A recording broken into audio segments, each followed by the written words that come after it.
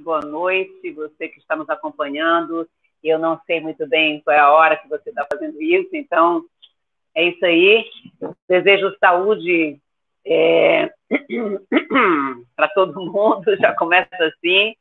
E começo também agradecendo sempre ao Lugar Artivistas, a Lugar Artivistas, que é esse lugar que abriga a Casa da Aurélia, nessa série de encontros. A gente sempre dá uma sextada por aqui muito boa, os encontros são sempre tão bons, porque são pessoas que chegam aqui cheias de afeto, de arte, de cultura, de sentido de transformação, enfim, pessoas sempre comprometidas com o mundo melhor. E isso é muito, muito bom, né? Receber em casa pessoas com essa qualidade de presença. É o que vai acontecer hoje aqui.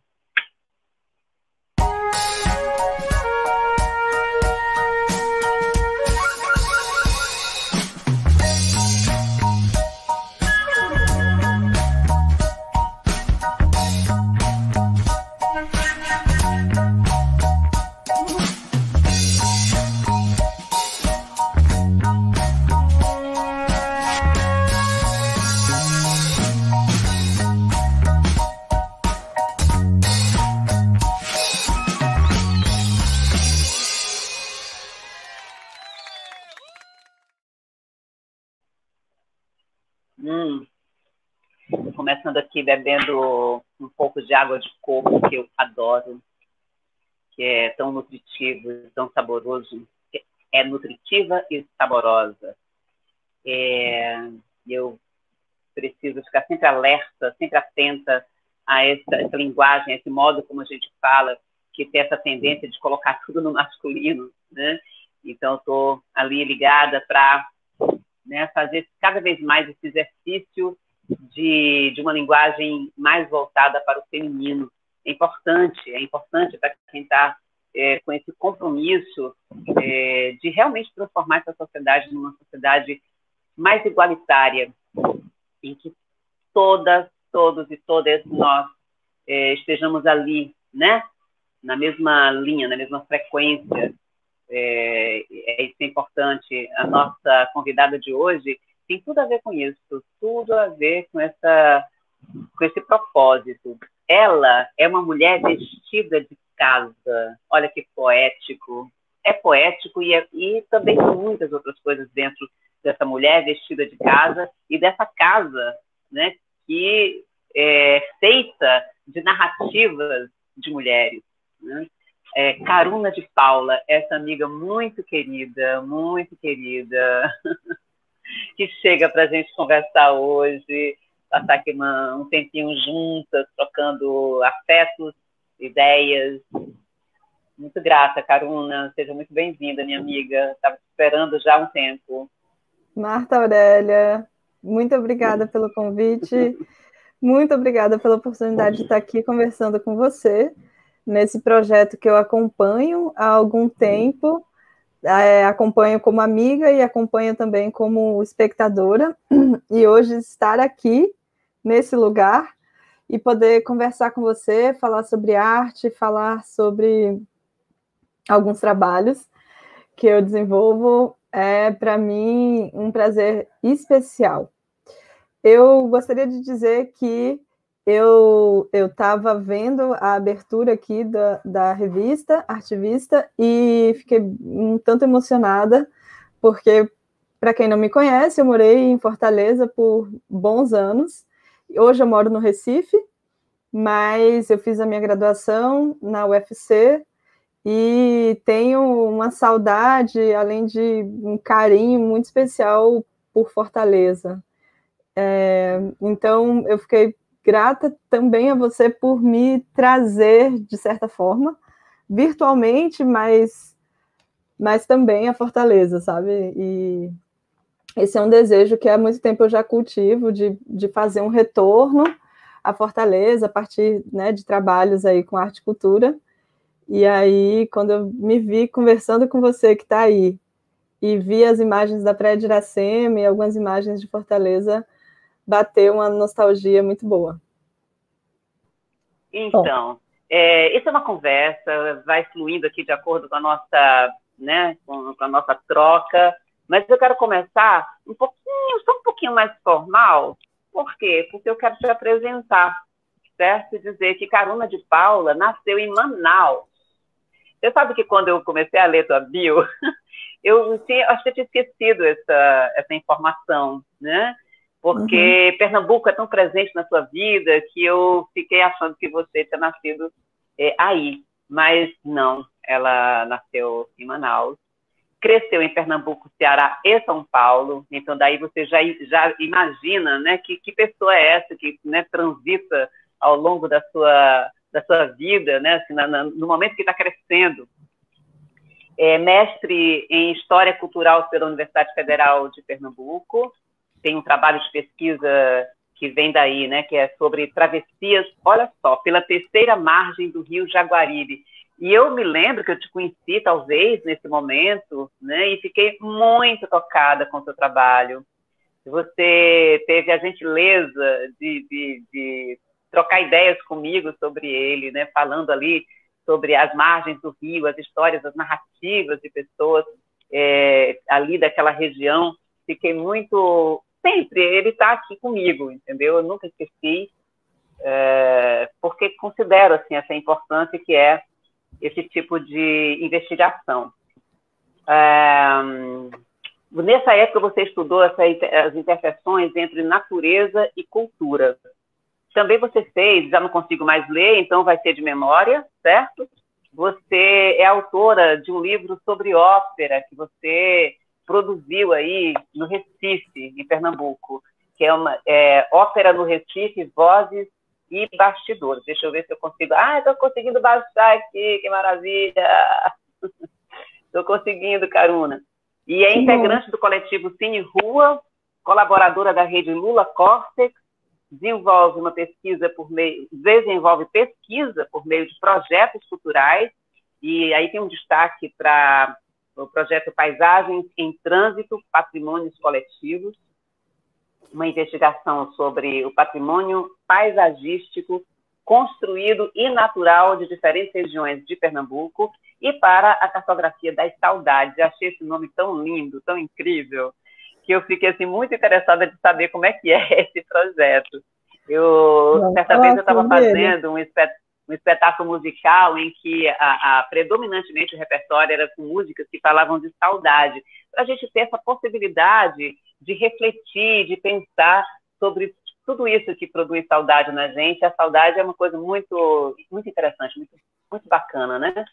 Tanto que nem todo canto que você vai encontrar essa palavra com esse sentido, né?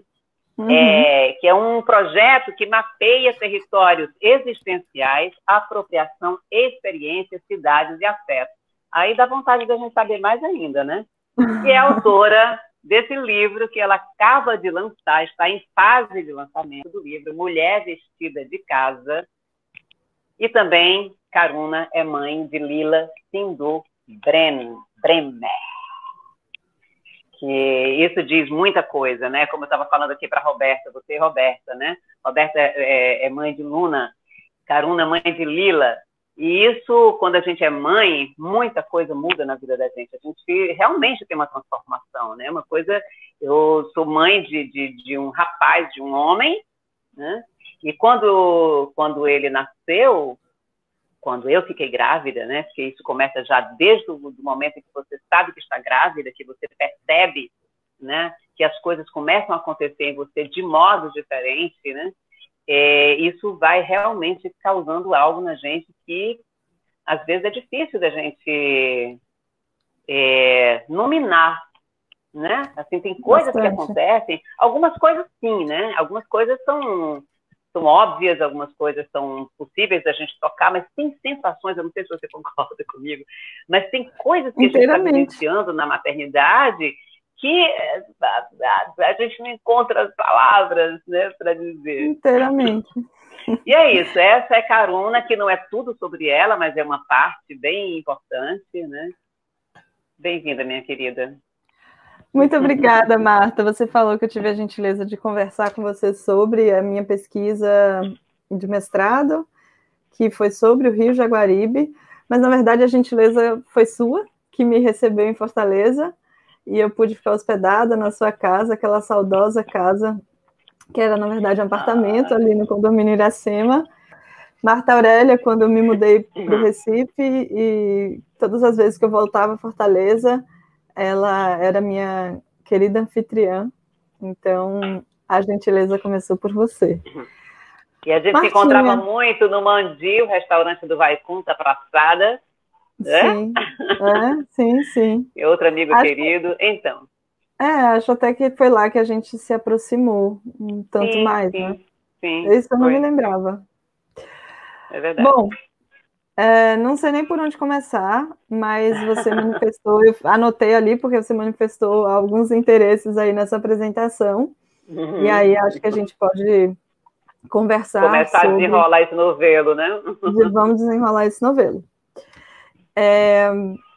Olha, eu tendo a preferir começar falando sobre o Rio Jaguaribe, sobre essa minha pesquisa de mestrado, por motivos bem evidentes, né? É uma pesquisa que eu desenvolvi no meu mestrado, que foi feito na Universidade Federal de Pernambuco, mas é uma pesquisa que me conecta ao Ceará e a esse rio que é muito querido por mim. O Rio Jaguaribe, eu acho que de todos os rios que eu conheço, é um rio que eu tenho um afeto, ele não foi só um objeto de pesquisa, mas foi também, se tornou, né, um lugar de afeto. Não somente pelas pessoas que eu conheci e que moravam, muitas eram idosas, não, eu perdi o contato, não sei, né, se todas ainda continuam morando lá, mas, enfim, pessoas que moram no Vale do Rio Jaguaribe e nas margens do rio, nas cidades que compõem o Vale do Rio Jaguaribe. No processo de pesquisa, eu viajei 2 vezes por todo o vale, da nascente à foz, então... E aí eu ficava hospedada na casa de pessoas, algumas pessoas que eu sequer conhecia, outras que eu havia feito um contato através de uma outra pessoa que me indicava, e assim eu fui tecendo a rede de relações no Vale do Rio Jaguaribe, conhecendo como se dava a relação dessas pessoas que vivem ali nas cidades do Vale e, sobretudo, das que vivem nas margens mesmo do rio, e também recolhendo suas memórias de vida dessas pessoas. Através das memórias de vida das pessoas, eu pude conhecer o lugar do rio, o lugar que o rio ocupa no imaginário afetivo das pessoas, para com o rio, e não só afetivo, né, mas também no imaginário fantástico das pessoas, e como a vida delas era atravessada pelo rio, sabe? Eu pedia, sobretudo, para que elas me contassem sobre a vida delas, e a partir desse relato, assim, dessa narrativa delas sobre suas vidas, eu ia encontrando o rio, eu ia navegando com elas e mergulhando no Rio Jaguaribe. Então, foi um trabalho muito prazeroso de ser feito, e um trabalho também que me encanta sempre que eu vou falar sobre ele. Assim, é um trabalho que eu também guardo muita saudade, eu sou essa pessoa dada a saudades, né? Então, eu acho que esse é o trabalho... Uma vez eu escrevi um artigo que foi fruto da minha dissertação para uma revista, e eu já havia sido mãe de Lila. Na verdade, acho que foi o primeiro trabalho que eu fiz, um trabalho acadêmico, sabe, que eu fiz depois do advento da maternidade na minha vida, né? Porque, como você falou, muita coisa muda. Eu acho que muita coisa, eu acho que nós mudamos, e nós mudamos... eu, pelo menos, me entendo dessa forma, assim, sabe, como uma pessoa que renasceu. Então, a implicação da maternidade fica posta para mim em tudo, né? Não que eu me defina através da maternidade, mas o meu trabalho, a minha vida pessoal, a minha vida social e, enfim, os meus planos, etc., tudo isso passa a ter, nessa fase que minha filha tem, sobretudo, né? A presença da maternidade. Mesmo quando eu não estou com ela, eu estou conectada e, de alguma forma, eu sei que ela precisa estar sendo cuidada por fulano, ciclano, enfim. Estou sempre cuidada. E aí, quando eu tive que escrever esse artigo, minha filha tinha 6 meses, e eu fiquei, meu Deus, como eu vou conseguir fazer isso? Foi, assim, um trabalho muito, muito grande, mas quando eu terminei, eu fiquei pensando, eu acho que, assim, depois da chegada da minha filha, algo que havia sido tão especial para mim foi essa pesquisa. Eu fiz essa comparação, sabe? Havia sido essa pesquisa de mestrado e essas viagens para o Rio Jaguaribe. Então, eu coloquei nesse patamar, sabe? Para mim, assim, o tamanho e a especialidade desse trabalho. Eu tenho muita vontade de publicar esse livro, só para fechar aqui. Fico aí querendo encontrar, sempre fico caçando editais de cultura do Ceará, porque eu trabalho com isso aqui, né, em Pernambuco, desenvolvo trabalhos através de leis de incentivo, então eu entro no site da Secretaria de Cultura e fico buscando maneiras, assim, caçando, né, maneiras de poder publicar essa minha dissertação, porque foi um trabalho não só muito querido por mim, mas também um trabalho que trouxe uma contribuição inédita, assim, sabe, sobre o Rio. Então, e pensando nessas narrativas, nessas histórias que você escutou dessas pessoas, tem alguma passagem, alguma história que você lembra que te causou um impacto, assim, que, enfim, que muitas histórias a gente meio que se identifica, outras a gente se surpreende, outras, né, faz a gente entender alguma coisa, faz uma ficha cair, sei lá. Tem alguma coisa que você possa lembrar pra gente? Olha, eu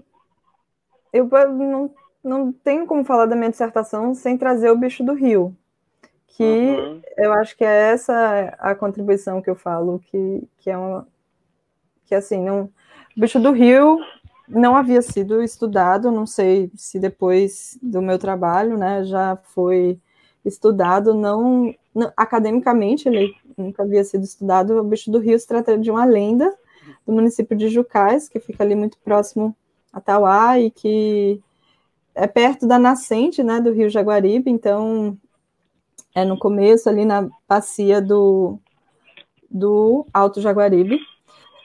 E o bicho do rio conta a história, assim, existem muitas versões sobre o bicho do rio, sabe? É uma lenda que desde 1914 que ela começou a ser construída e que ela existe no imaginário dos moradores de Jucás em relação ao rio. Esse bicho, conta-se,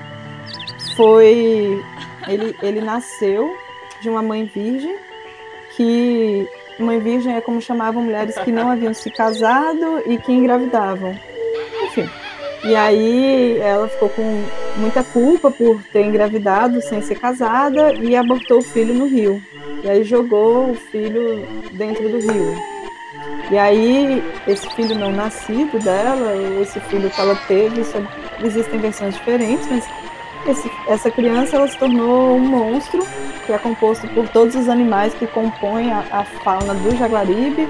Então é um monstro que tem cabeça de cachorro, caldo de cobra, casca de tartaruga, e aí todas as assombrações do rio passaram a ser atribuídas a esse bicho, que eles chamam lá de bicho do rio.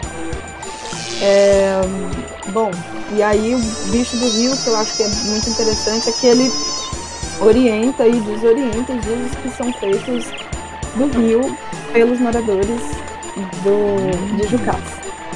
Eu acho que essa é a história mais marcante que eu guardo sobre o rio. Pois é, eu fiquei pensando na importância que as águas têm em nossa vida, né? As águas dos rios, dos mares, das lagoas, enfim. E as cidades são construídas geralmente sobre muitos desses rios. Sim. E o que isso acaba produzindo na gente, né? Você tem um pensamento sobre isso? Porque nesse outro trabalho da cartografia das saudades, ele vai mapear territórios existenciais, apropriação e experiência, cidades e afetos. Eu fiquei meio que trazendo um pouco essa relação, né? Porque a água é exatamente isso, ela está ligada também aos nossos afetos, né? Está ligada às nossas emoções, aos nossos sentimentos, à vida.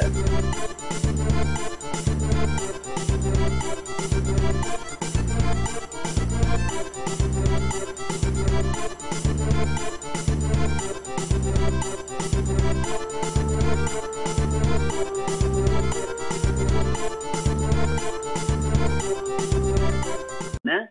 Uhum. Então, como é que você pensa isso, né? Assim, as cidades que nós moramos, as cidades que nós habitamos, na relação com esses rios, com esses...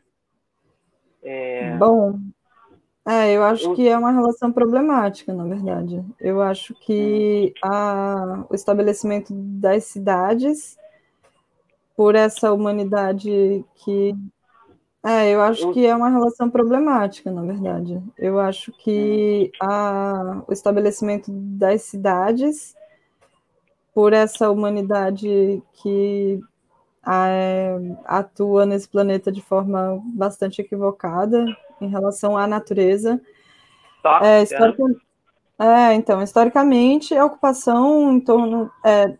a ocupação nas margens dos rios, muitas cidades foram construídas nas margens dos rios, e se você for pensar, por exemplo, no sertão do Ceará, você pode... Daí a gente sabe a importância do rio Jaguaribe, né, para o Ceará, e aí se você pensa nessa importância, você entende por que as cidades se desenvolveram ali na Bacia do Jaguaribe, né, nas margens do rio. Agora, pensando em outros espaços geográficos, por exemplo, São Paulo é uma cidade que tem muita água embaixo dela, porque ela soterrou muitos rios e muitos córregos.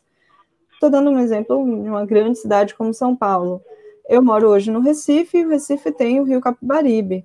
Agora, quem conhece o Recife sabe que o Capibaribe é um rio vivo, sim, é um rio que né, se pode circular pela cidade. Na verdade, pode circular de uma margem a outra do rio. Você pode, né, ir para outros pontos da cidade, então existem projetos aí para que eles sejam rio que possibilite o transporte, né, das pessoas, mas eu falo isso só para enfatizar que assim, o Capibaribe não é um rio morto, o Capibaribe é um rio vivo, muito vivo. Porém, ainda assim, é um rio muito poluído. É um rio que, se você for pensar nele desde lá da nascente, ele vem recebendo muito lixo, muita sujeira. Então, né, é um rio que foi devastado por essa ocupação nociva, predatória, que a humanidade faz nos seus espaços geográficos, ambientais. Então, eu sei que você estava pensando, né, numa conexão entre rios, águas e sentimentos. Eu confesso que não sei o quanto isso pode... o quanto isso afeta as pessoas das cidades, sabe? Porque aí a gente está falando, né, com a visão espiritual, holística e, enfim, alinhadas aí com o pensamento que como eu a conheço, e como você me conhece, você sabe que a gente também olha o mundo com esse pensamento, através desse pensamento, com esse olhar. Então, eu sei que de fato, só para fechar, assim, uma cidade que tem um rio, não só um rio vivo, mas um rio limpo, e que os usos desse rio, sabe, são feitos pelas pessoas de uma forma diferente da que comumente se faz nas grandes cidades, você pensar no Tietê, enfim, em tantos outros rios e em tantas outras cidades brasileiras. De fato, isso é diferente para as pessoas, né? Eu cresci em fazenda, então, assim, o rio, para mim, eu tenho uma relação muito especial com o rio, assim, tipo, eu pesquisei um rio não por acaso, sabe? Então, o rio, para mim, era meu melhor amigo quando eu morava na fazenda em São Paulo. Eu minha melhor diversão era ir para o Rio, sabe? Então, eu vivo numa constante saudade de ter perto de mim um rio. Eu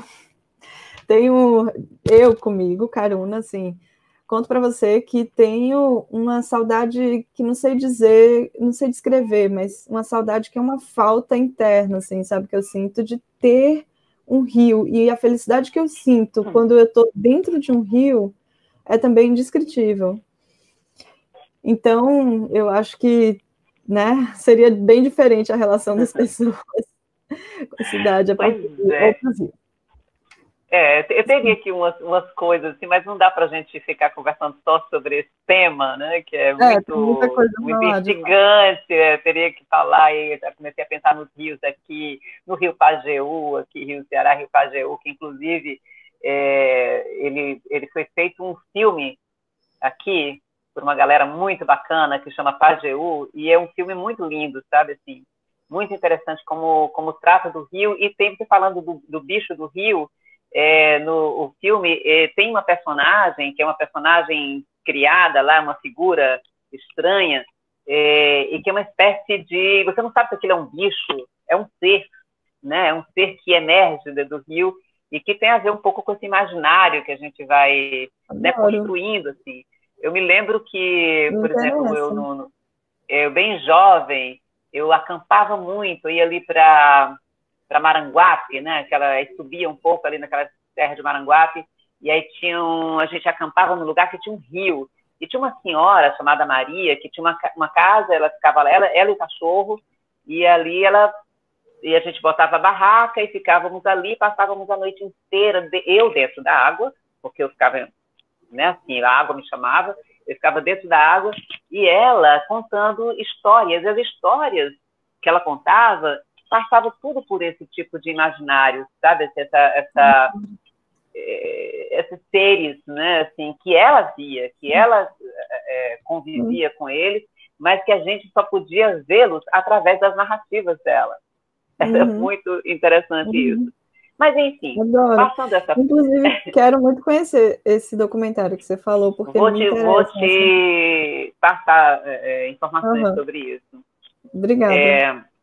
Então, e aí eu comecei a pensar aqui como é que a gente vai chegando, né, como é que é? Nessa escrita agora, porque você passou por uma escrita anterior. Aliás, você é uma pessoa que escreve, você é uma pessoa que pesquisa, você já era uma escritora antes de você se identificar como tal, antes de você agora assumir que é uma escritora, mas agora você é uma escritora de ficção, né? Antes você estava escrevendo suas dissertações, sua tese, seus textos de pesquisa e tudo mais, e também com um livro sobre ópera, né? Esse livro tão interessante que eu sou louca para lê-lo. Eu vou querer adquirir esse livro, que acho que faz todo o sentido a gente saber sobre uma experiência dessa. Eu estou agora envolvida com um projeto aqui que tem a ver com ópera, né? Assim, mas não vou falar detalhes, né? Só para dizer que até por isso não tem como. Mas, quando você chega na ficção, você diz assim, que usa a escrita para fabricar o próprio fôlego, né? Assim, e aí vem essa mulher vestida de casa. E eu, mais de uma vez, eu tive a grata, como é que eu vou dizer, oportunidade, né? Você me fez um convite para participar de alguns encontros com você, justamente nesse processo que você estava se encontrando com essas mulheres, né? Essas mulheres que vão falar com você, vão contar, né, a sua história, e a partir daí você vai entrar, a partir do real, né, a partir dessas realidades distintas, você vai construir a sua narrativa ficcional. Né? Então, fala aí o que você quiser, né? E a partir de onde você quiser sobre isso, sabendo que eu tenho muito interesse de saber dessa passagem, como é fazer essa transição do real para o fictício. Eu também vim acompanhando as lives, né, de lançamento, então foram muitas falas muito bonitas, mas depois a gente entra nesse aspecto das falas bonitas de várias pessoas, inclusive Johan, seus pais, e etc., etc., editor, e etc. Obrigada. Então, esse fôlego. Vamos lá. Só comentar que o livro Ópera no Recife, Vozes, Bastidores e Espectadores foi lançado em 2018. Se trata de um trabalho de pesquisa desenvolvida por meio de um projeto cultural e que assim, é uma pesquisa inédita, assim, não havia um outro trabalho de pesquisa sobre a história da ópera aqui no Recife que desse conta da temporalidade que esse livro dá conta, então ele realmente, eu considero que é um livro bem ímpar, sabe? Eu gosto muito dele. Ele foi desenvolvido com mais 2 pesquisadores, Sérgio Deslandes e Felipe Azevedo Souza, que escreveu um artigo. Quem realmente tocou o livro foi eu e o professor de música, que é o Sérgio Deslandes. E esse livro está para ser reeditado pela editora da Universidade Federal de Pernambuco. E só trago aqui rapidamente porque ele é um exemplo de como eu venho trabalhando e venho desenvolvendo pesquisa e escrevendo. Então, eu sempre gostei de escrever, sempre escrevi. Eu acho que eu li em algum livro que qualquer pessoa pode escrever, sabe? Qualquer pessoa que sabe escrever, escreve. Agora, o que faz uma pessoa se colocar no mundo como escritor ou escritora, sabe? E que pode diferenciar algo que, sabe, a gente escreve ali no cotidiano e algo que a gente escreve e publica é um limiar tênue, sabe? Mas que nesse tênue limiar você tem mundos a atravessar. E foi essa travessia que eu acho que eu iniciei, assim, sabe? A partir da publicação desses livros e sobretudo, desse livro, Mulher Vestida de Casa. Porque foi com ele que eu pude fazer, eu acho que a travessia mais difícil, eu acho que aí eu estou falando isso porque se conecta com a sua questão, assim, sabe? Que é a de ficcionalizar. E quando a gente ficcionaliza, a gente... Bom, no meu caso, foi como eu me senti, certo? Eu sempre gosto de pautar, de demarcar que é a minha experiência. Mas quando eu ficcionalizei histórias que eu havia escutado e não recontei essas histórias, por mais que haja uma arte aí em recontar essas histórias, e essa arte é minha, porque a minha forma de escrever, eu imprimo ela, nem que seja numa postagem, nem que seja numa mensagem que eu mando para uma amiga. A gente tem a nossa personalidade transborda no que a gente faz.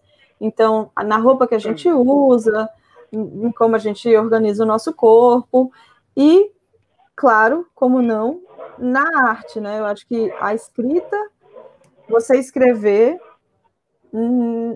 eu considero que, assim, quando você escreve, você já está num primeiro momento, um primeiro passo, assim, sabe? Uma primeira etapa, assim, de estar realmente fazendo arte. Agora, quando você começa a usar os artifícios que são necessários para que essa sua escrita possa não só trazer conhecimento ou passar informação, mas que ela possa encantar, que ela possa capturar as pessoas e que ela possa produzir sentimento de identificação, sentimentos tantos outros, né, nas pessoas.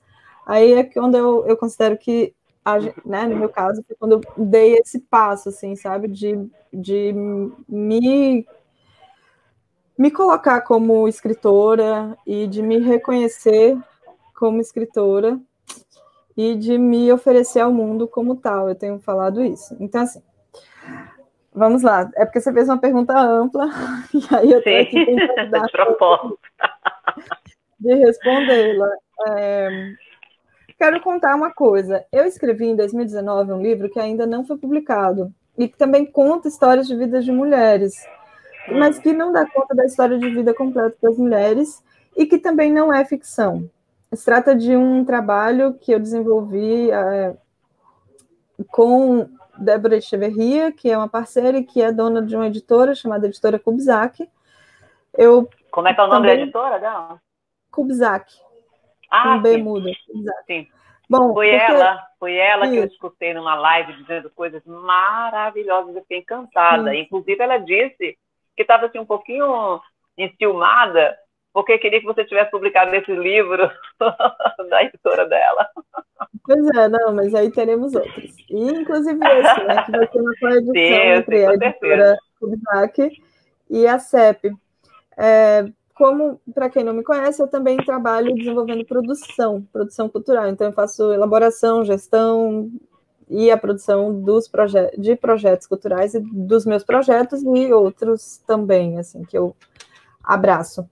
Então, eu desenvolvi a produção de um seminário sobre bibliotecas escolares, junto com Débora, e uma pesquisa sobre trajetórias biográficas e profissionais de professoras de bibliotecas que são professoras que são readaptadas. Então, eu ouvi delas, né, suas narrativas sobre os desafios, como foi para elas serem, né, professoras de sala de aula e terem que ser readaptadas para a função de coordenadoras de bibliotecas. Então, eu ouvi elas me contando e compus capítulos, né? Então, eu escrevi, eu acho que foram 6 capítulos, assim, sabe? Sobre cada uma delas. Mas não foi ficção, entende? Eu usei os depoimentos delas e contei sobre elas e coloquei ali um pouco do meu estilo, mas não foi ficção. Então, eu acho que a ficção é quando a gente tem a oportunidade de usufruir de uma liberdade que é um tanto assustadora e um tanto também infinita, sabe? Esse foi o sentimento que me marcou muito quando eu estava escrevendo o livro Mulher Vestida de Casa, como disse a Marta Aurélia, foi lançada na semana passada, quinta-feira, e que está aí no mundo. Então, Mulher Vestida de Casa foi escrito agora em 2021 e foi um livro... Eu tenho mania de ficar mexendo minha mão, isso não é bom para a tela. Bom, vamos lá. Foi um livro resultado de um projeto contemplado pela Lei Aldir Blanc, do estado de Pernambuco, e eu fiz uma breve pesquisa, Marta comentou, essa breve pesquisa se deu através da escuta de mulheres sobre suas memórias, sentimentos e experiências durante a primeira onda da quarentena de 2020. Esse é o tema geral do livro, e essa pesquisa foi feita, né, nessas rodas de conversas virtuais, como a Marta mencionou. Também fiz entrevistas diretas com algumas mulheres e um questionário eletrônico que circulou pela internet. Então, eu ouvi, eu li, eu recebi muitas narrativas de mulheres, né, contendo memórias, sentimentos delas durante a quarentena de 2020. E tudo isso foi elemento de inspiração, Marta, para a escrita do Mulher Vestida de Casa. Só 2 capítulos que são fruto de entrevistas e de uma inspiração direta, assim, sabe, algumas pessoas que me deram entrevistas, e aí eu pensei, bom, vou recontar a história dessa pessoa com a ficção. Então, eu ficcionalizei as histórias delas. Não é a história de Marta Aurélia que eu estou recontando, mas Marta Aurélia me inspirou a criar uma personagem. Então, o processo que eu empreendi foi esse. E aí temos muito, muito, muito a falar. Agora, eu acho que dizer que essa escrita, né, feita com fôlego, essa escrita, para mim... Você escreveu rápido. Você escreveu muito rápido, não é não? 1 mês. Você pense bem, 1 mês para escrever um livro. Um mês. E o livro que eu escrevi ainda era maior. A que você se deve, essa coisa do fôlego é importante, foi num fôlego só, né? Foi num fôlego. Foi num fôlego. E a que se deve isso? A pesquisadora ajuda isso a acontecer, porque você teve todo um preparo antes, né? Que pelo fato de você ter essa organização, né? Que geralmente a pessoa que pesquisa bastante tem, né? De juntar os dados, de organizar esses dados, né? E tudo mais. E aí quando você foi para um determinado lugar, que daqui a pouco a gente fala sobre ele, quer dizer, você vai falar sobre ele, você foi no fôlego. Eu achei incrível. Olha, foi... eu também me impressiono, sabe? Porque, de fato, foi num fôlego. Foi num fôlego e foi uma imersão, assim, que eu tive que fazer para poder dar conta. Agora, o prazo que eu tinha para entregar esse livro pronto, lançado, era muito pequeno, então eu não tinha exatamente outra alternativa, sabe? Exatamente não, eu exatamente só tinha essa alternativa, se eu queria dar conta, sabe, dessa missão. E me oferecer ao mundo com a escrita e, sabe, dar esse primeiro passo como escritora de literatura, para mim, continua sendo muito importante e foi algo que me moveu com muita força, sabe? E felizmente também pude contar para escrever nesse fôlego, né? Pude contar com o meu companheiro que ficou com a nossa filha e, né, me incentivou mesmo a me entregar a esse processo de escrita. Não somente eu usei o meu cachê para poder pagar das pessoas que pudessem trabalhar aqui, pagar Uber, pagar salário, para que elas pudessem cuidar da minha filha. Então, assim, esse livro não foi escrito, eu tenho que contar essas condições nas quais ele foi feito, porque eu acho que muitas vezes a gente, né, só vê a obra pronta e não entende que por trás dela, né, e até ser uma crítica que muitas mulheres fazem às feministas brancas, né, enfim, feministas decoloniais, que elas estavam ali porque tinha quem pudesse, enfim, cuidar de outras coisas para que elas estivessem ali. De fato, eu tive que fazer isso para poder escrever esse livro. Sim. Então, só aproveitando esse pontozinho aí, porque eu me lembrei que para fazer isso, para realizar isso, e para contar essa história, ou essas histórias são várias, você precisou, em algum momento, eu acho que eu li sobre isso, você dizendo que se afastou um pouco da própria história das mulheres, ou delas, não sei, bem, vai esclarecer isso. E a outra coisa é que, para escrever o livro, você precisou se afastar da sua própria filha.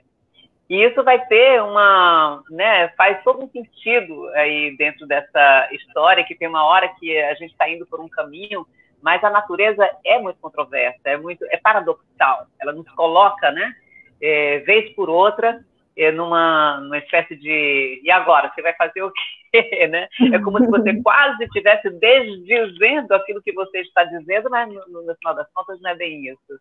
Como é que... Olha, assim, quando você escreve, o historiador também faz isso, sabe?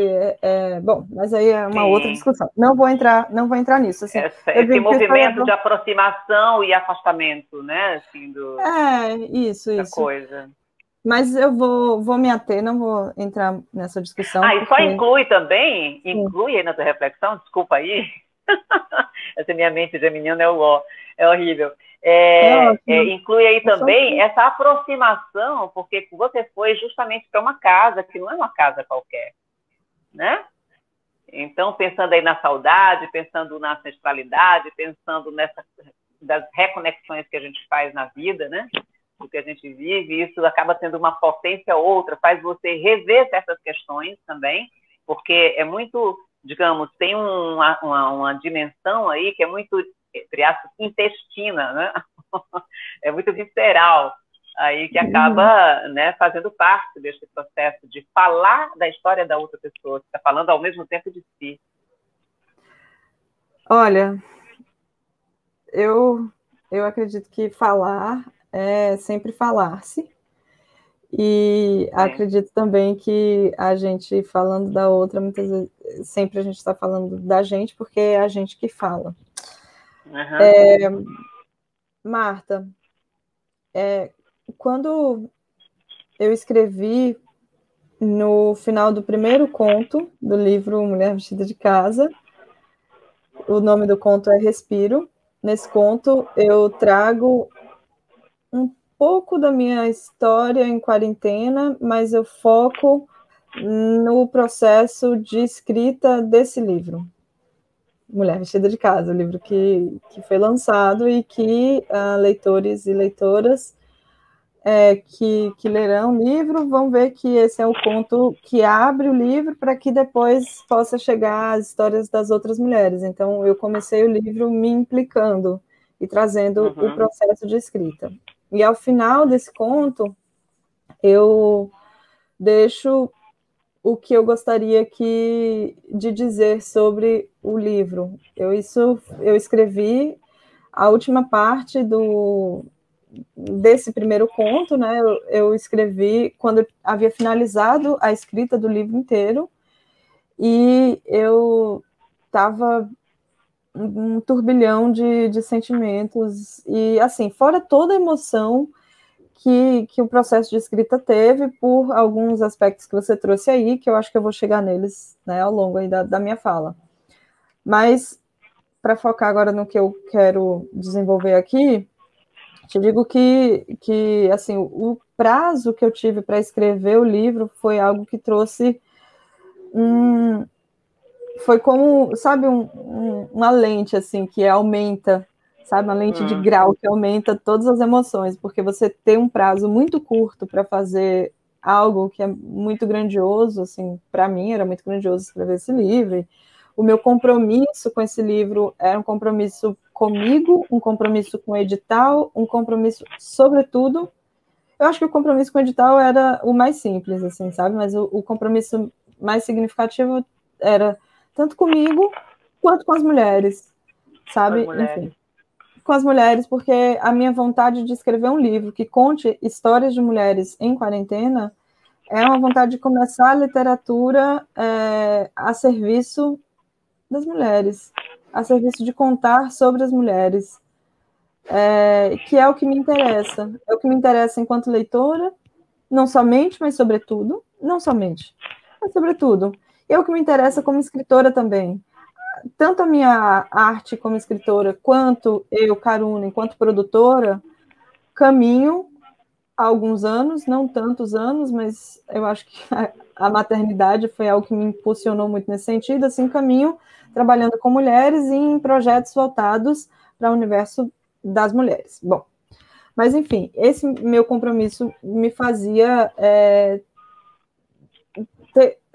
nadar mesmo nesse oceano, assim, de muitas emoções. Então, nesse turbilhão que eu estava, eu escrevi essa última parte do texto, e aí eu falo que, enquanto eu estava escrevendo esse livro, quanto mais eu entrava na história das personagens, mais eu me afastava da história das mulheres que haviam me inspirado na composição dessas personagens. Sim. E esse movimento, é um movimento que precisa acontecer para que essas personagens pudessem ter vida própria, sabe? É muito louco o processo de composição de personagem. Em uma das lives que eu tenho feito aí de lançamento do livro, eu contei um pouco sobre isso. Eu vestia a pele da personagem e eu sentia o que eu estava querendo descrever ali, que era um sentimento da personagem. Então, para isso, essa personagem precisava, de fato, ganhar vida. E esse processo dela ganhar vida se dava no distanciamento, porque para ela ter vida, ela tinha que ter liberdade, ela tinha que ter uma vida própria, entende? Então, para isso, ela tinha que se distanciar, né, das tantas pessoas que inspiravam a sua composição. Como eu falei já aqui contigo, só 2 personagens tiveram, assim, uma inspiração direta. Posso dizer que trouxe, uma delas, inclusive, tem nome, que está lá posto, que é Valkyria, e é outro que foi de Jetremenbeck, que me inspirou na escrita do capítulo sobre Moara. Mas, ainda assim, os passos que Moara deu, as palavras que Moara falou, os sentimentos de Moara, os diálogos, foram todos ficção. Eu trouxe a experiência dela, eu trouxe a personagem Moara, que eu, inclusive, pedi autorização à Adjé para que eu colocasse um outro nome, e ela me deu toda a liberdade. Mas, por exemplo, no dela, como eu tinha uma influência muito direta, e eu trouxe outros nomes, como o do irmão dela, que é o cacique João Venâncio, e da bisavó dela, que é a cacica, né, Chica da Lagoa Seca, como eu havia usado, sabe, alguns elementos que identificavam facilmente a personagem dentro do espaço ali no qual ela estava posta, eu não tive a liberdade de fazer algo que eu tive vontade enquanto eu estava escrevendo, sabe? Enfim, para quem ainda não leu, né, vai ler, mas tem Moara, que é a personagem principal, e tem uma outra personagem que é secundária, mas que tem um grande destaque no conto, que é um conto curto, que é Bartira. E aí eu até fiquei pensando, poxa, seria bem legal se elas se apaixonassem, sabe? Eu tive vontade de fazer, sabe, com que elas se apaixonassem no conto, porque Moara cuida de Bartira, que havia ficado viúva, enfim, eu tive vontade de fazer isso, mas não fiz. Entende? Porque eu não consegui desgarrar ali a minha personagem de forma que eu pudesse fazer isso e que ela não se sentisse desconfortável, sabendo que, né, ela havia inspirado a personagem não era ela, mas ela havia inspirado, e eu havia trazido todos esses elementos.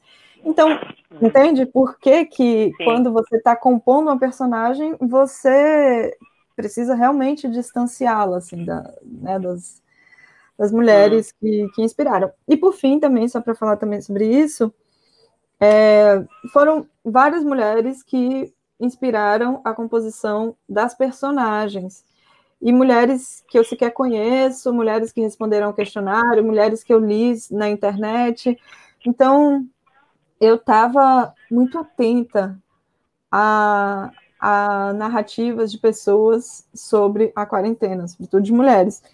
Então, eu andando num Uber, ou eu andando na rua, não que eu tenha andado muito, mas nos poucos deslocamentos que eu fiz, inclusive para fazer a escrita do livro, que eu não sei se a gente tem tempo, mas vou chegar aí lá na fazenda onde eu escrevi o livro, eu estava assim, com o ouvido em pé, e aí atenta, né? E aí, sabe, palavras, frases, eu ficava com elas e levava para as personagens. Então, foram personagens compostas pela minha imaginação, mas a minha imaginação bebeu do mundo das mulheres, claro. da fala das mulheres. Do mundo das mulheres nessa condição, né? Isso. Que aí é interessante também saber como é que você estava vendo, nesse momento, essa situação global, né? Esse contexto no qual essas mulheres surgiam na sua frente, né? Porque não é um contexto qualquer, não é um contexto que você aprendeu sobre ele antes, né? É algo que você estava vivendo como todas as pessoas no planeta Terra ao mesmo tempo agora, né? Naquela, né? Tudo acontecendo agora, um contexto do momento. Sim. Com tudo que isso carrega de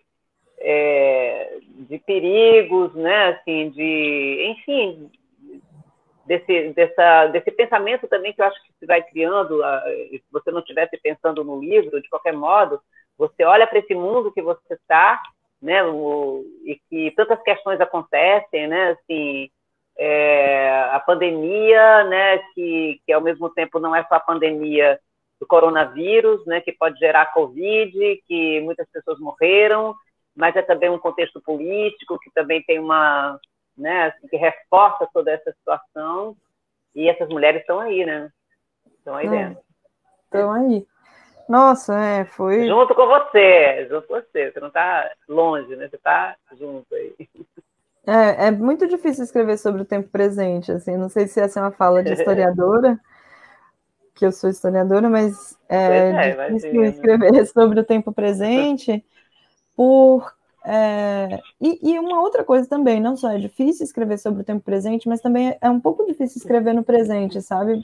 Quando a gente vive a cultura do Sim, cancelamento tão intensamente posta aí nas sim. redes, e quando você teve de forma avassaladora o crescimento dessa vida virtual, e aí uma circulação também de arte e cultura virtual. A Lei Aldir Blanc foi muito interessante para os artistas, mas alavancou de forma estrondosa essa produção de arte e cultura compartilhada nas redes virtuais. E aí, tanto essa cultura do cancelamento, de julgamentos, tudo isso também,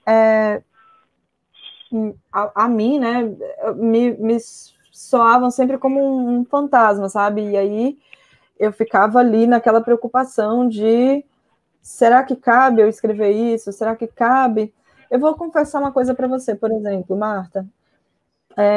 Tem um dos capítulos do livro que conta a história de uma moça que é daqui de Pernambuco, de Recife, no caso, mas que foi morar em São Paulo, e nesse conto eu escrevi, né, eu abordo o distanciamento dela do Recife, e aí ela se reconhecendo enquanto mulher negra, e eu fiquei muito insegura, sabe, escrevendo sobre isso. Fiquei com muito receio, assim, sabe, de Sim. julgamentos e de... Eu ainda não recebi nenhum retorno sobre isso, o livro foi lançado há pouco tempo, mas foi um risco, sabe, que eu acho que eu coloquei, assim, me coloquei, né, escrevendo e lançando um livro com um conto sobre, porque eu sou parda, eu nunca me vi como mulher branca, e pessoas pardas, né, estão dentro da categoria de raça, pessoas negras, mas eu sei que eu poderia ser contestada, entende? Sim, sim, De sim. escrever sobre uma mulher que é negra. Então, Que não é negra, não é indígena. Agora, olha só, isso merece, e eu quero fazer uma live, um encontro, né, para falar sobre isso, só sobre pardos, as pessoas pardas. Porque essa categoria inventada, se ela foi inventada, ela não existe, né? Ela é algo inventado para invisibilizar, né? Faz parte desse projeto maior que tem a ver com a colonização mesmo. Então, eu sou parda, por exemplo, né? Eu nunca me identifiquei como parda. Também era difícil dizer que eu era isso ou que eu era aquilo, né? Dentro dessa construção social que a gente está, fica difícil, né? A gente está se identificando a partir do quê, né? Então, acho que é uma coisa que merece assim, é uma uma discussão, profunda merece, eu reflexão, adoro, assim, e é uma discussão profunda que eu reflexão. confesso que não tenho muita propriedade, sabe? Eu fico meio...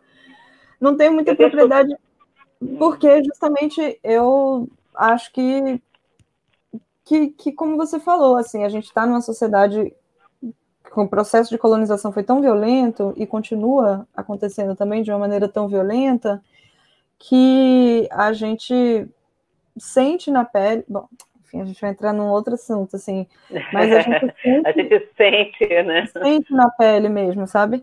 Mas, ao mesmo tempo,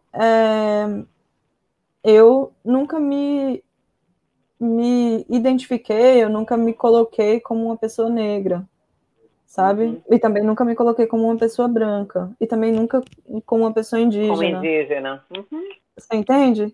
Então, É sobre isso, né? É é sobre sobre isso. isso Como é que a que a gente precisa gente. conversar. Exato. É uma lacuna, né? É um algo Uhum. inexistente. Então, por que essa inexistência é tão presente entre nós?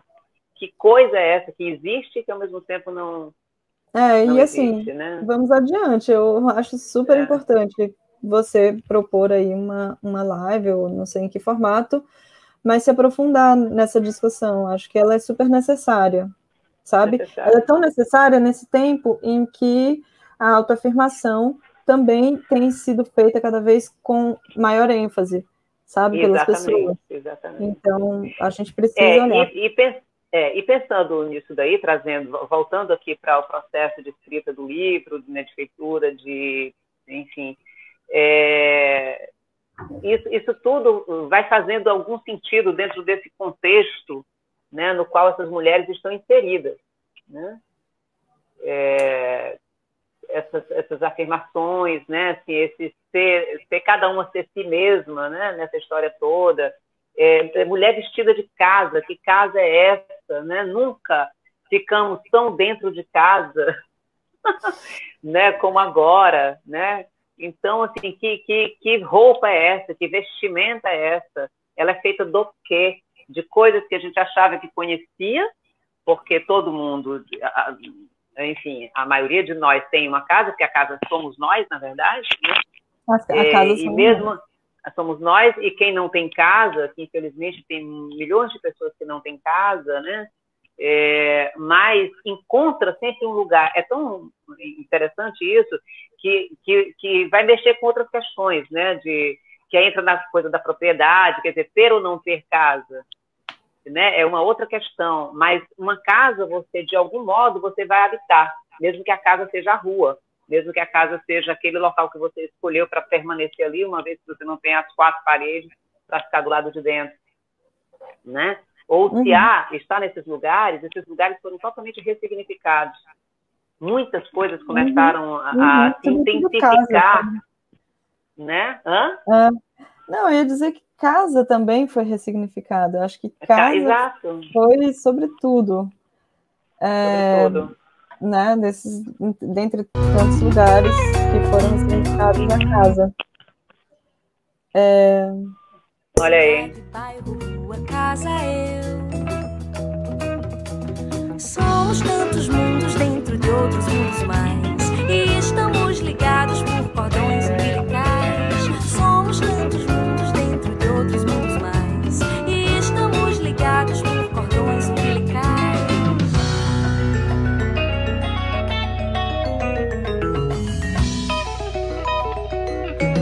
Somos tantas teias de ideias, pensamentos, mas sabemos distinguir guerra de paz. Somos elementos da política internacional, e na minha casa o mundo é mais legal vendo a rua da janela.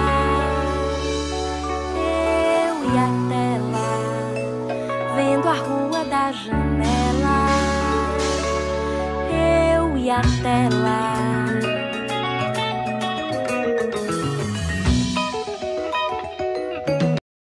E atua nesse planeta de forma bastante equivocada em relação à natureza. Historicamente, a ocupação em torno a ocupação nas margens dos rios, muitas cidades foram construídas nas margens dos rios, e se você for pensar, por exemplo, no sertão do Ceará, daí a gente sabe a importância do rio Jaguaribe, né, para o Ceará, e aí se você pensa nessa importância, você entende por que as cidades se desenvolveram ali na Bacia do Jaguaribe, né, nas margens do rio. Agora, pensando em outros espaços geográficos, por exemplo, São Paulo é uma cidade que tem muita água embaixo dela, porque ela soterrou muitos rios e muitos córregos. Estou dando um exemplo de uma grande cidade como São Paulo. Eu moro hoje no Recife, e o Recife tem o rio Capibaribe. Agora, quem conhece o Recife sabe que o Capibaribe é um rio vivo, sim, é um rio que né, se pode circular pela cidade. Na verdade, pode circular de uma margem a outra do rio. Você pode, né, ir para outros pontos da cidade, então existem projetos aí para que eles sejam rio que possibilite o transporte, né, das pessoas, mas eu falo isso só para enfatizar que, assim, o Capibaribe não é um rio morto, o Capibaribe é um rio vivo, muito vivo, porém, ainda assim, é um rio muito poluído, é um rio que, se você for pensar nele desde lá da nascente, ele vem recebendo muito lixo, muita sujeira. Então, né, é um rio que foi devastado por essa ocupação nociva, predatória, que a humanidade faz nos seus espaços geográficos, ambientais. Então, eu sei que você estava pensando, né, numa conexão entre rios, águas e sentimentos. Eu confesso que não sei o quanto isso pode... o quanto isso afeta as pessoas das cidades, sabe? Porque aí a gente está falando, né, com a visão espiritual, holística e, enfim, alinhadas aí com um pensamento como eu a conheço, e como você me conhece, você sabe que a gente também olha o mundo com esse pensamento, através desse pensamento, com esse olhar. Então, eu sei que de fato, só para fechar, assim, uma cidade que tem um rio, não só um rio vivo, mas um rio limpo, e que os usos desse rio, sabe, são feitos pelas pessoas de uma forma diferente da que comumente se faz nas grandes cidades, você pensar no Tietê, enfim, em tantos outros rios e em tantas outras cidades brasileiras. De fato, isso é diferente para as pessoas, né? Eu cresci em fazenda, então, assim, o rio, para mim, eu tenho uma relação muito especial com o rio, assim, tipo, eu pesquisei um rio não por acaso, sabe? Então, o rio, para mim, era meu melhor amigo quando eu morava na fazenda em São Paulo. Minha melhor diversão era ir para o rio, sabe? Então, eu vivo numa constante saudade de ter perto de mim um rio. Eu comigo, Caruna, assim, conto para você que tenho uma saudade que não sei dizer, não sei descrever, mas uma saudade que é uma falta interna, assim, sabe, que eu sinto de ter um rio, e a felicidade que eu sinto quando eu estou dentro de um rio é também indescritível. Então, eu acho que, né, seria bem diferente a relação das pessoas com a cidade a partir de outros rios. Eu teria aqui umas coisas, assim, mas não dá para a gente ficar conversando só sobre esse tema, né? Que é muito instigante. Teria que falar, e já comecei a pensar nos rios aqui, no Rio Pajeú, aqui, Rio Ceará, Rio Pajeú, que inclusive ele foi feito um filme aqui por uma galera muito bacana que chama Pajeú, e é um filme muito lindo, sabe, assim, muito interessante como trata do rio, e sempre falando do bicho do rio. No filme tem uma personagem que é uma personagem criada lá, uma figura estranha, e que é uma espécie de... Você não sabe se aquilo é um bicho, é um ser, né? É um ser que emerge do rio e que tem a ver um pouco com esse imaginário que a gente vai, né, construindo, assim. Eu me lembro que, por exemplo, eu bem jovem, eu acampava muito, eu ia ali para Maranguape, né? Subia um pouco ali naquela terra de Maranguape, e aí a gente acampava num lugar que tinha um rio, e tinha uma senhora chamada Maria, que tinha uma casa, ela ficava lá, ela e o cachorro, e ali e a gente botava a barraca e ficávamos ali, passávamos a noite inteira, eu dentro da água, porque eu ficava, né, assim, a água me chamava, eu ficava dentro da água, e ela contando histórias, e as histórias que ela contava passava tudo por esse tipo de imaginário, sabe? Esses seres, né, assim, que ela via, que ela convivia com eles, mas que a gente só podia vê-los através das narrativas dela. É muito interessante isso. Mas, enfim, passando essa... Inclusive, quero muito conhecer esse documentário que você falou, porque vou te passar informações sobre isso. Obrigada.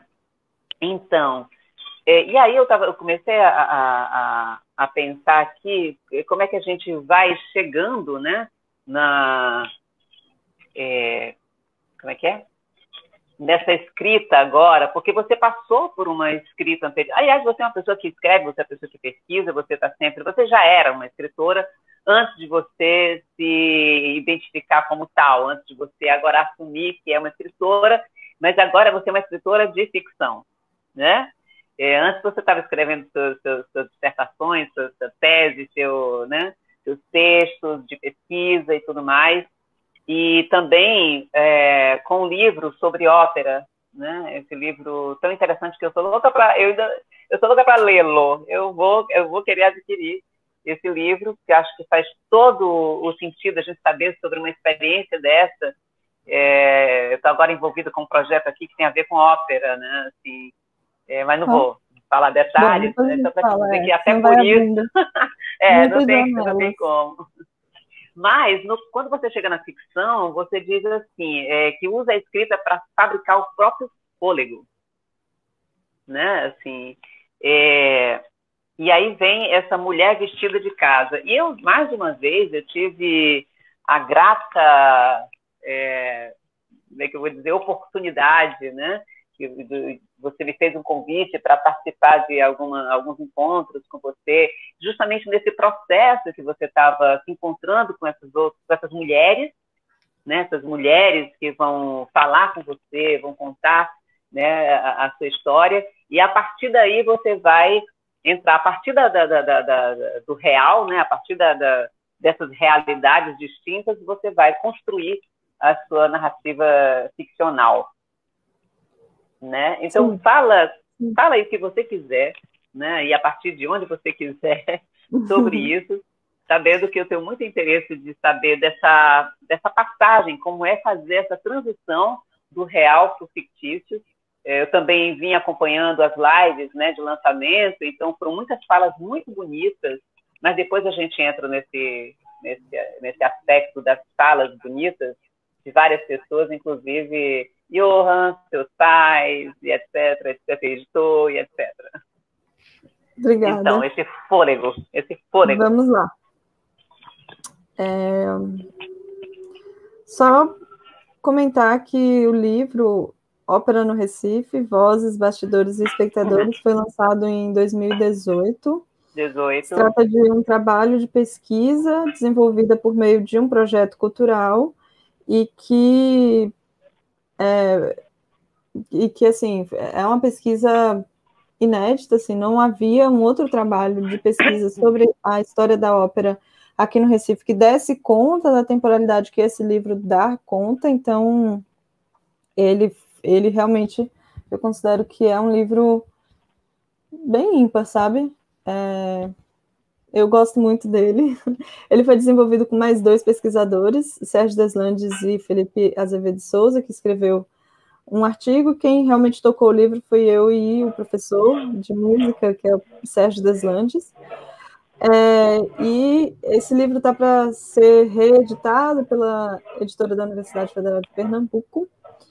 E só trago aqui rapidamente porque ele é um exemplo de como eu venho trabalhando e venho desenvolvendo pesquisa e escrevendo. Então, eu sempre gostei de escrever, sempre escrevi. Eu acho que eu li em algum livro que qualquer pessoa pode escrever, sabe? Qualquer pessoa que sabe escrever, escreve. Agora, o que faz uma pessoa se colocar no mundo como escritor ou escritora, sabe? E que pode diferenciar algo que, sabe, a gente escreve ali no cotidiano e algo que a gente escreve e publica, é um limiar tênue, sabe? Mas que nesse tênue limiar você tem mundos a atravessar.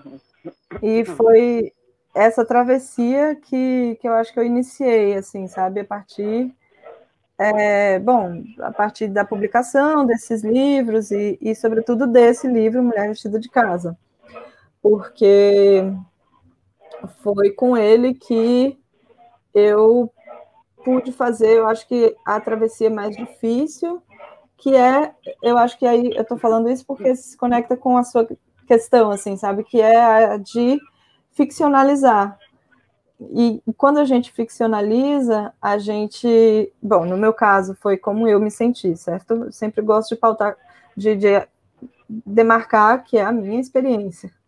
Mas quando eu ficcionalizei histórias que eu havia escutado e não recontei essas histórias por mais que haja uma arte aí em recontar essas histórias, e essa arte é minha, porque a minha forma de escrever, eu imprimo ela, nem que seja numa postagem, nem que seja numa mensagem que eu mando para uma amiga. A gente tem a nossa personalidade transborda no que a gente faz. Então, na roupa que a gente usa, em como a gente organiza o nosso corpo, e, claro, como não, na arte, né? Eu acho que a escrita, você escrever,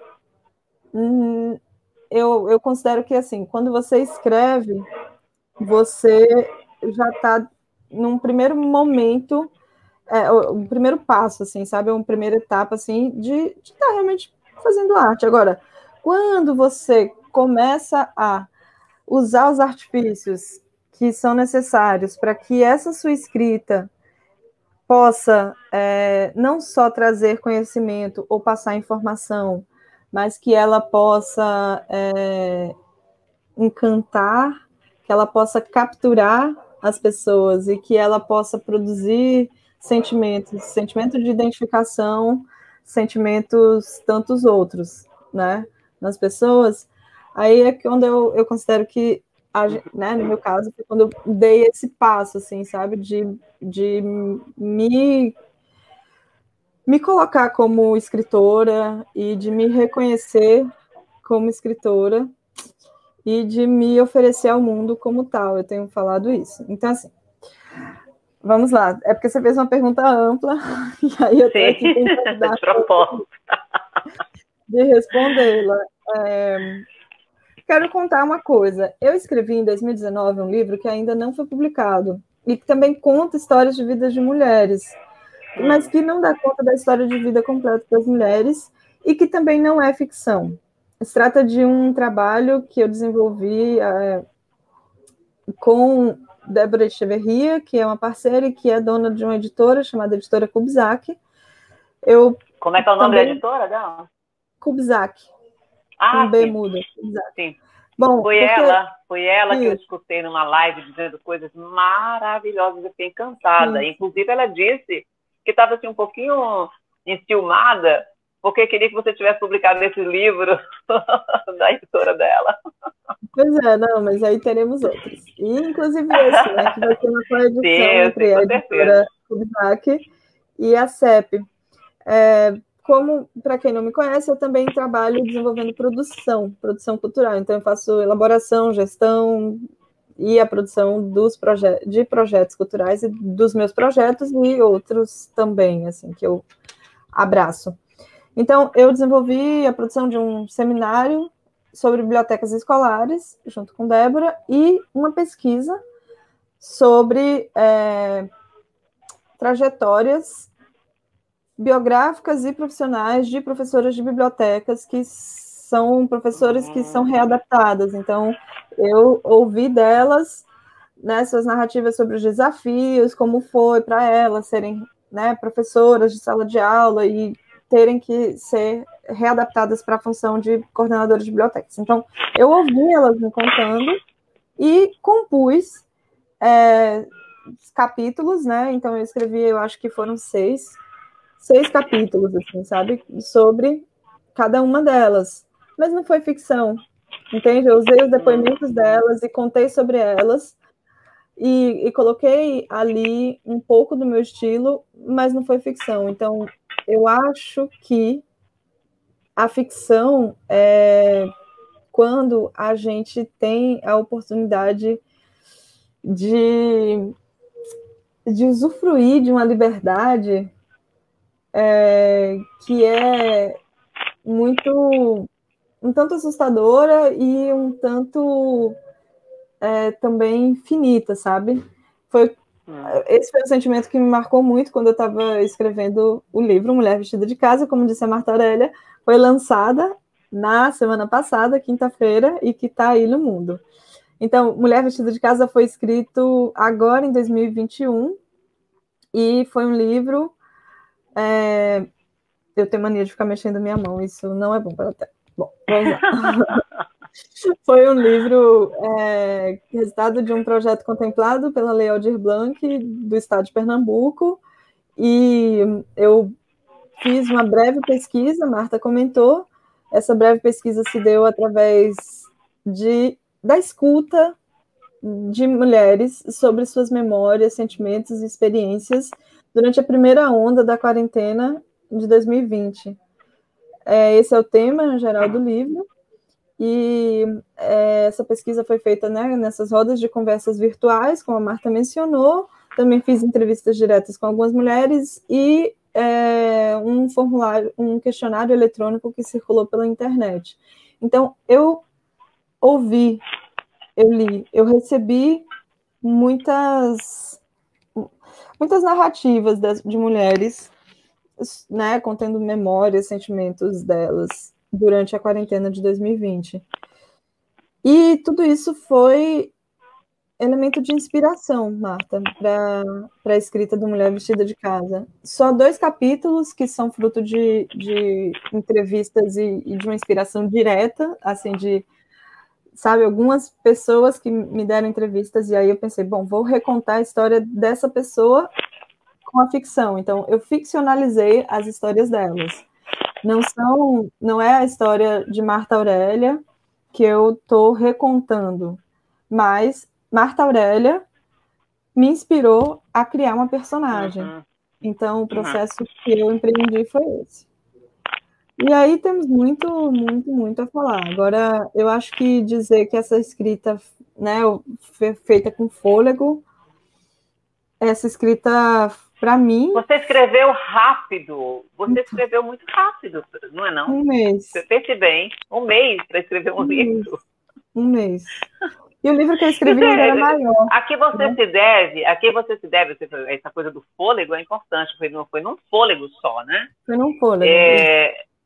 Foi num fôlego. E a que se deve isso?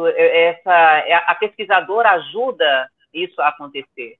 Porque você teve todo um preparo antes, né? Que pelo fato de você ter essa organização, né? Que geralmente a pessoa que pesquisa bastante tem, né? De juntar os dados, de organizar esses dados, né? E tudo mais. E aí, quando você foi para um determinado lugar, que daqui a pouco a gente fala sobre ele, quer dizer, você vai falar sobre ele, você foi no fôlego. Eu achei incrível. Olha, foi... eu também me impressiono, sabe? Porque, de fato, foi num fôlego. Foi num fôlego e foi uma imersão, assim, que eu tive que fazer para poder dar conta. Agora, o prazo que eu tinha para entregar esse livro pronto, lançado, era muito pequeno, então eu não tinha exatamente outra alternativa, sabe? Exatamente não, eu exatamente só tinha essa alternativa, se eu queria dar conta, sabe, dessa missão. E me oferecer ao mundo com a escrita e, sabe, dar esse primeiro passo como escritora de literatura, para mim, continua sendo muito importante e foi algo que me moveu com muita força, sabe? E felizmente também pude contar para escrever nesse fôlego, né? Pude contar com o meu companheiro que ficou com a nossa filha e, né, me incentivou mesmo a me entregar a esse processo de escrita.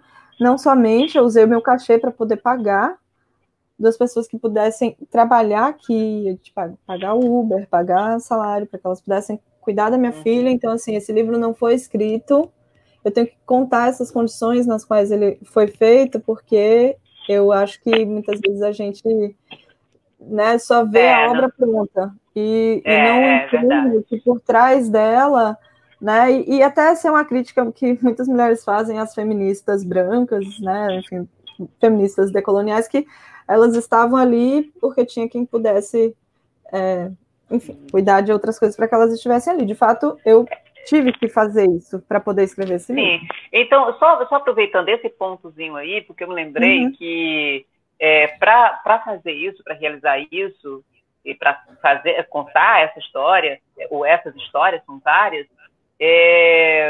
você precisou, em algum momento, eu acho que eu li sobre isso, você dizendo que que se afastou um pouco da própria história das mulheres, das histórias das mulheres, ou delas, não sei, bem, vai esclarecer isso. E a outra coisa que, para escrever o livro, você precisou se afastar da sua própria filha.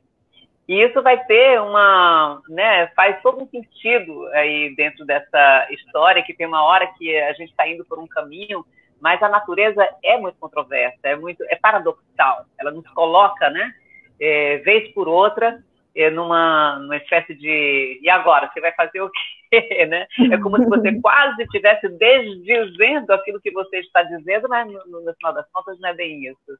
Como é que... Olha, assim, quando você escreve, o historiador também faz isso, sabe?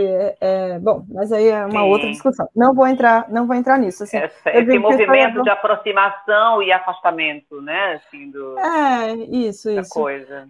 Mas eu vou me ater, não vou entrar nessa discussão. E só inclui também, inclui aí na tua reflexão, desculpa aí, essa minha mente geminiana é horrível.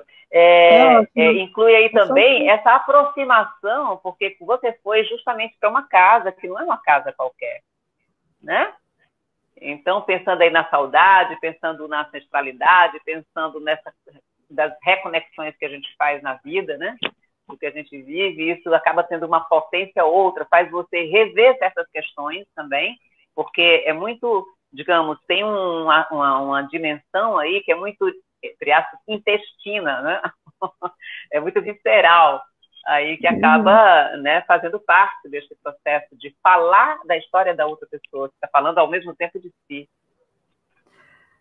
Olha, eu acredito que falar é sempre falar-se, e acredito também que a gente falando da outra, muitas vezes, sempre a gente está falando da gente, porque é a gente que fala. Marta, quando eu escrevi no final do primeiro conto do livro Mulher Vestida de Casa, o nome do conto é Respiro. Nesse conto eu trago um pouco da minha história em quarentena, mas eu foco no processo de escrita desse livro, Mulher Vestida de Casa, o livro que foi lançado e que leitores e leitoras que lerão o livro vão ver que esse é o conto que abre o livro para que depois possa chegar às histórias das outras mulheres. Então, eu comecei o livro me implicando e trazendo o processo de escrita.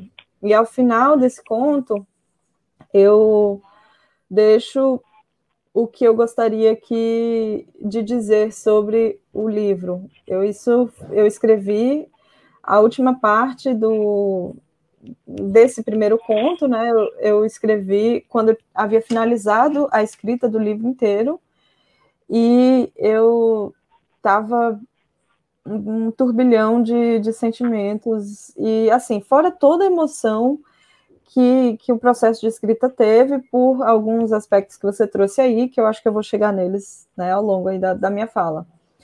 Mas, para focar agora no que eu quero desenvolver aqui, te digo que assim, o prazo que eu tive para escrever o livro foi algo que trouxe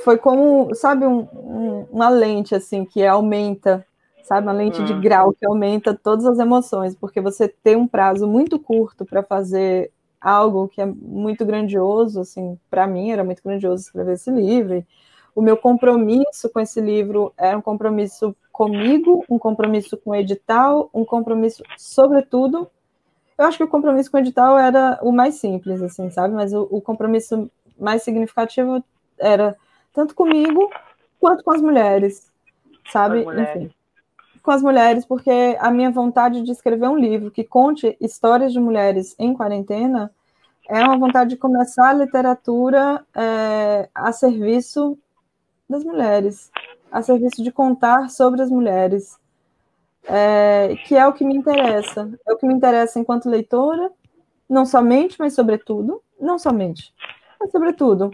E é o que me interessa como escritora também.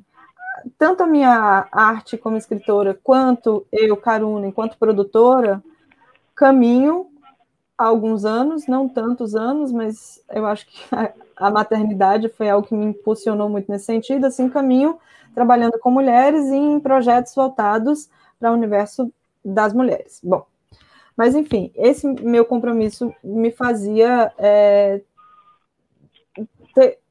nadar mesmo nesse oceano, assim, de muitas emoções. Então, nesse turbilhão que eu estava, eu escrevi essa última parte do texto, e aí eu falo que, enquanto eu estava escrevendo esse livro, quanto mais eu entrava na história das personagens, mais eu me afastava da história das mulheres que haviam me inspirado na composição dessas personagens.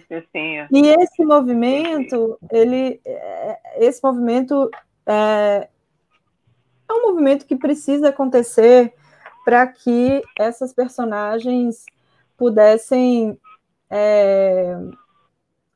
ter vida própria, sabe? É muito louco o processo de composição de personagem. Em uma das lives que eu tenho feito aí de lançamento do livro, eu contei um pouco sobre isso. Eu vestia a pele da personagem e eu sentia o que eu estava querendo descrever ali, que era um sentimento da personagem. Então, para isso, essa personagem precisava, de fato, ganhar vida. E esse processo dela ganhar vida se dava no distanciamento, porque para ela ter vida, ela tinha que ter liberdade, ela tinha que ter uma vida própria, entende? Então, para isso, ela tinha que se distanciar, né, das tantas pessoas que inspiravam a sua composição. Como eu falei já aqui contigo, só 2 personagens tiveram, assim, uma inspiração direta. Eu posso dizer que trouxe, uma delas, inclusive, tem nome, que está lá posto, que é Valkyria, e outro que foi de Gethsemane Beck, que me inspirou na escrita do capítulo sobre Moara. Mas, ainda assim, os passos que Moara deu, as palavras que Moara falou, os sentimentos de Moara, os diálogos, foram todos ficção. Eu trouxe a experiência dela, eu trouxe a personagem Moara, que eu, inclusive, pedi autorização à Adjé para que eu colocasse um outro nome, e ela me deu toda a liberdade. Mas, por exemplo, no dela, como eu tinha uma influência muito direta, e eu trouxe outros nomes, como o do irmão dela, que é o cacique João Venâncio, e da bisavó dela, que é a cacica, né, Chica da Lagoa Seca, como eu havia usado, sabe, alguns elementos que identificavam facilmente a personagem dentro do espaço ali no qual ela estava posta, eu não tive a liberdade de fazer algo que eu tive vontade enquanto eu estava escrevendo, sabe? Enfim, para quem ainda não leu, né, vai ler, mas tem Moara, que é a personagem principal, e tem uma outra personagem que é secundária, mas que tem um grande destaque no conto, que é um conto curto, que é Bartira. E aí eu até fiquei pensando, poxa, seria bem legal se elas se apaixonassem, sabe? Eu tive vontade de fazer, sabe, com que elas se apaixonassem no conto, porque Moara cuida de Bartira, que havia ficado viúva, enfim, eu tive vontade de fazer isso, mas não fiz, entende? Porque eu não consegui desgarrar ali a minha personagem de forma que eu pudesse fazer isso e que ela não se sentisse desconfortável, sabendo que, né, ela havia inspirado a personagem não era ela, mas ela havia inspirado, e eu havia trazido todos esses elementos. Então, entende por que quando você está compondo uma personagem, você precisa realmente distanciá-la, assim, né, das mulheres que inspiraram. E, por fim, também, só para falar também sobre isso, foram várias mulheres que inspiraram a composição das personagens. E mulheres que eu sequer conheço, mulheres que responderam ao questionário, mulheres que eu li na internet. Então, eu estava muito atenta a narrativas de pessoas sobre a quarentena, sobretudo de mulheres. Então, eu andando num Uber, ou eu andando na rua, não que eu tenha andado muito, mas nos poucos deslocamentos que eu fiz, inclusive para fazer a escrita do livro, que eu não sei se a gente tem tempo, mas vou chegar aí lá na fazenda onde eu escrevi o livro, eu estava assim, com o ouvido em pé, e aí, atenta, né? E aí, sabe, palavras, frases, eu ficava com elas e levava para as personagens. Então, foram personagens compostas pela minha imaginação, mas a minha imaginação bebeu do mundo das mulheres. Claro. Da fala das mulheres. Do mundo das mulheres nessa condição, né? Isso. Que aí é interessante também saber como é que você estava vendo, nesse momento, essa situação global, né? Esse contexto no qual essas mulheres surgiam na sua frente, né? Porque não é um contexto qualquer, não é um contexto que você aprendeu sobre ele antes, né? É algo que você estava vivendo como todas as pessoas no planeta Terra ao mesmo tempo agora, né? Naquela, né? Tá tudo acontecendo agora, um contexto do momento. Sim. Com tudo que isso carrega de perigos, né? Assim, enfim, desse pensamento também que eu acho que se vai criando, se você não estivesse pensando no livro, de qualquer modo, você olha para esse mundo que você está, né, e que tantas questões acontecem, né, assim, a pandemia, né, que ao mesmo tempo não é só a pandemia do coronavírus, né, que pode gerar Covid, que muitas pessoas morreram, mas é também um contexto político que também tem né, assim, que reforça toda essa situação, e essas mulheres estão aí, né? Estão aí dentro. Estão aí. Nossa, foi... Junto com você. Você não está longe, né? Você está junto aí. É muito difícil escrever sobre o tempo presente, assim, não sei se essa é uma fala de historiadora, que eu sou historiadora, mas é difícil escrever sobre o tempo presente, e uma outra coisa também, não só é difícil escrever sobre o tempo presente, mas também é um pouco difícil escrever no presente, sabe? Quando a gente vive a cultura do cancelamento tão intensamente posta aí nas redes, e quando você teve de forma avassaladora o crescimento dessa vida virtual, e aí uma circulação também de arte e cultura virtual. A Lei Aldir Blanc foi muito interessante para os artistas, mas alavancou de forma estrondosa essa produção de arte e cultura compartilhada nas redes virtuais.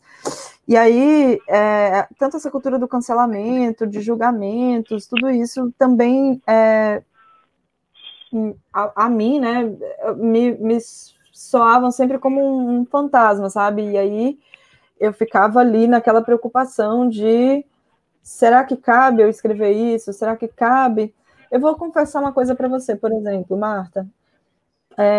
Tem um dos capítulos do livro que conta a história de uma moça que é daqui de Pernambuco, de Recife, no caso, mas que foi morar em São Paulo, e nesse conto eu escrevi, né, eu abordo o distanciamento dela do Recife, e aí ela se reconhecendo enquanto mulher negra, e eu fiquei muito insegura, sabe, escrevendo sobre isso. Fiquei com muito receio, assim, sabe, de julgamentos. E eu ainda não recebi nenhum retorno sobre isso, o livro foi lançado há pouco tempo, mas foi um risco, sabe, que eu acho que eu coloquei, assim, me coloquei, né, escrevendo e lançando um livro com um conto sobre, porque eu sou parda, eu nunca me vi como mulher branca, e pessoas pardas, né, estão dentro da categoria de raça, pessoas negras, mas eu sei que eu poderia ser contestada, entende? De escrever sobre uma mulher que é negra, Então, que não é negra, não é indígena. Agora, olha só, isso merece, eu quero fazer uma live, um encontro, né, para falar sobre isso, só sobre pardos, as pessoas pardas. Porque essa categoria inventada, se ela foi inventada, ela não existe, né? Ela é algo inventado para invisibilizar, né?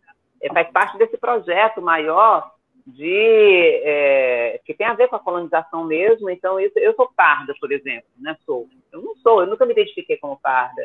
Também era difícil dizer que eu era isso ou que eu era aquilo, né? Dentro dessa construção social que a gente está, fica difícil, né? A gente está se identificando a partir do quê, né? Então, acho que é uma coisa que merece... É uma discussão, merece, eu adoro, assim, e é uma discussão que eu confesso que não tenho muita propriedade, sabe? Eu fico meio... Não tenho muita propriedade, porque justamente eu acho que como você falou, assim, a gente está numa sociedade com o processo de colonização foi tão violento e continua acontecendo também de uma maneira tão violenta que a gente sente na pele... Bom, enfim, a gente vai entrar num outro assunto, assim, mas a gente sente, a gente sente, né? Sente na pele mesmo, sabe? Mas, ao mesmo tempo, eu nunca me identifiquei, eu nunca me coloquei como uma pessoa negra, sabe? Uhum. E também nunca me coloquei como uma pessoa branca, e também nunca como uma pessoa indígena. Como indígena. Uhum. Você entende? Então... É sobre isso, né? É sobre isso. Como é que a gente... conversar. Exato. É uma lacuna, né? É um algo inexistente. Então, por que essa inexistência é tão presente entre nós? Que coisa é essa que existe e que, ao mesmo tempo, não e assim, existe, né? Vamos adiante. Eu acho super importante você propor aí uma live, ou não sei em que formato, mas se aprofundar nessa discussão. Acho que ela é super necessária. Sabe? Ela é tão necessária nesse tempo em que a autoafirmação também tem sido feita cada vez com maior ênfase, sabe? Pelas pessoas. Exatamente. Então, a gente precisa olhar. E pensando nisso daí, voltando aqui para o processo de escrita do livro, né, de feitura, enfim, isso tudo vai fazendo algum sentido dentro desse contexto, né, no qual essas mulheres estão inseridas, né? Essas afirmações, né, assim, esse ser cada uma ser si mesma, né, nessa história toda, mulher vestida de casa, que casa é essa, né? Nunca ficamos tão dentro de casa, né, como agora, né? Então, assim, que roupa é essa? Que vestimenta é essa? Ela é feita do quê? De coisas que a gente achava que conhecia, porque todo mundo, enfim, a maioria de nós tem uma casa, porque a casa somos nós, na verdade, né? A casa e mesmo somos nós, e quem não tem casa, que infelizmente tem milhões de pessoas que não têm casa, né? Mas encontra sempre um lugar. É tão interessante isso que vai mexer com outras questões, né? Que entra na coisa da propriedade, quer dizer, ter ou não ter casa, né? É uma outra questão. Mas uma casa, você, de algum modo, você vai habitar, mesmo que a casa seja a rua, mesmo que a casa seja aquele local que você escolheu para permanecer ali, uma vez que você não tem as 4 paredes para ficar do lado de dentro, né? Ou se está nesses lugares, esses lugares foram totalmente ressignificados. Muitas coisas começaram a se intensificar, né?